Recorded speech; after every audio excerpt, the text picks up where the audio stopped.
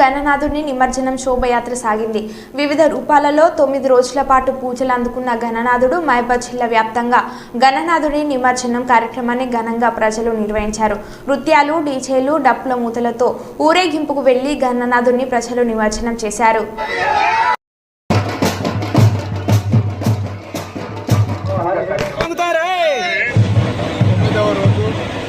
గణపతి నిమజ్జనానికి చురుకుగా మున్సిపాలిటీ నుండి ఏర్పాటు చేయడం జరిగింది.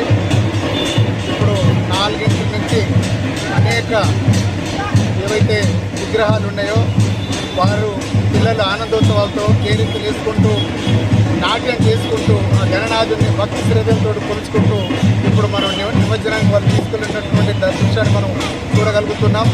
ముఖ్యంగా గత 9 రోజులుగా వారు అహర్నిశలు పొద్దున్నే తలస్నానం చేసుకొని భక్తి శ్రద్ధలతోటి ఆ గణనాథుని కొలిచి ఇప్పటి వరకు ఆ గణనాథుడితోనే భక్తి శ్రద్ధలతో చూడడం మనం చూసాం. కాబట్టి ఈరోజు 9వ రోజు చాలా బాధాకరంగా ఈరోజు వీడుకోలు చెప్పుకుంటూ ఈరోజు అనేక విగ్రహాలను మేము మహబూబాబాద్ నియోజకవర్గం మహబూబాబాద్ మున్సిపాలిటీ పరిధిలో ఈరోజు చూడగలుగుతున్నాం.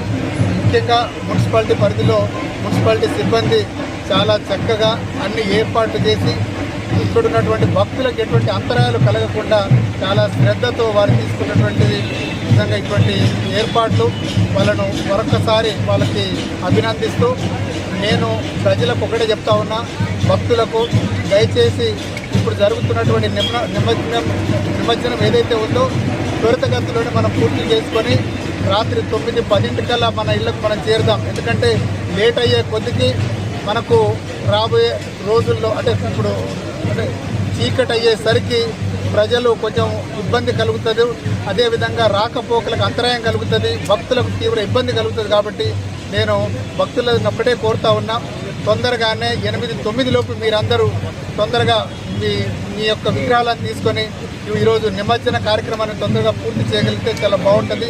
మరొక్కసారి భక్తులందరికీ నిమజ్జన శుభాకాంక్షలు తెలియజేస్తున్నాను.